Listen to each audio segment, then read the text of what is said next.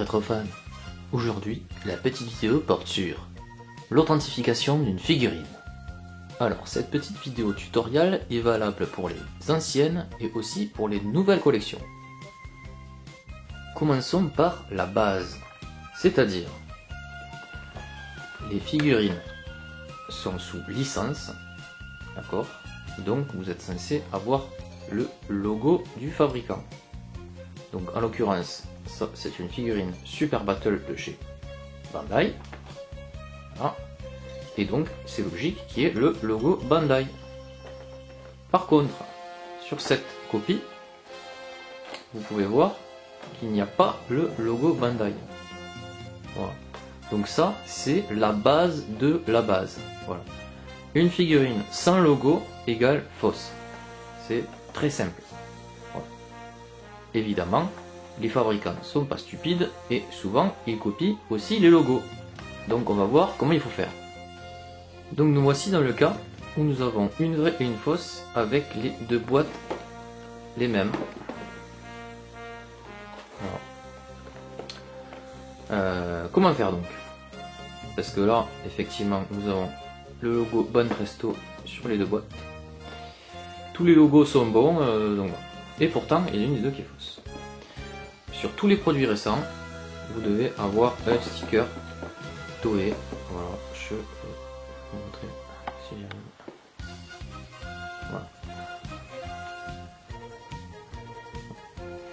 Donc, si vous chopez une boîte sans sticker, ça sent pas beau. Voilà. Et voilà donc un petit récap sur les stickers Toei. Donc basiquement on peut voir que le ruban est différent entre les items inférieurs ou supérieurs à 4000 yens. Pour moins de 4000 yens on a un petit ruban classique. Et pour plus de 4000 yens on a un ruban qui ressemble à une bobine de film. Entre autres, quand vous décollez un sticker Toei, derrière vous voyez ça, des espèces de petits motifs. Vous pouvez voir qu'il y a beaucoup de stickers Toei qui sont en rapport avec la valeur du produit du coup. Et enfin, il existe aussi un sticker pour les ventes à l'international où le texte est marqué en anglais.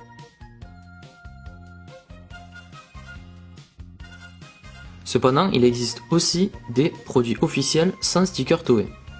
Il vous faudra obligatoirement un autocollant du distributeur officiel dans votre pays. Donc voilà, c'est super, vous avez acheté votre figurine, mais il n'y a pas la boîte. Bon. Alors, effectivement, des fois, vous pouvez très bien perdre la boîte, et donc c'est pas forcément parce qu'il n'y a pas de boîte que c'est une fausse figurine. Voilà. De façon générale, vous repérez facilement une fausse à cause de son aspect brillant. Alors que l'original est mat, la fausse, elle aura un plastique plus cheap qui brille. Deuxième élément qui peut vous mettre la puce à l'oreille, c'est le manque de détails et de finition. Les moulures sur une fausse figurine font toujours un peu dégueulasse, et vous verrez souvent des coulures de peinture. Enfin, très souvent sur les fausses, les jointures entre les pièces sont très mal gérées, et vous verrez souvent des pièces qui s'emboîtent mal, qui laissent des écarts, voire qui tombent. Et voilà, j'espère que cette petite vidéo vous aidera à vous débrouiller. Évidemment, utilisez quand même votre bon sens. Si vous voyez une figurine à un quart ou un dixième de son prix normal, c'est qu'il y a forcément une embrouille. Allez, à bientôt pour de nouvelles aventures de cartes et des produits dérivés Dragon Ball Z.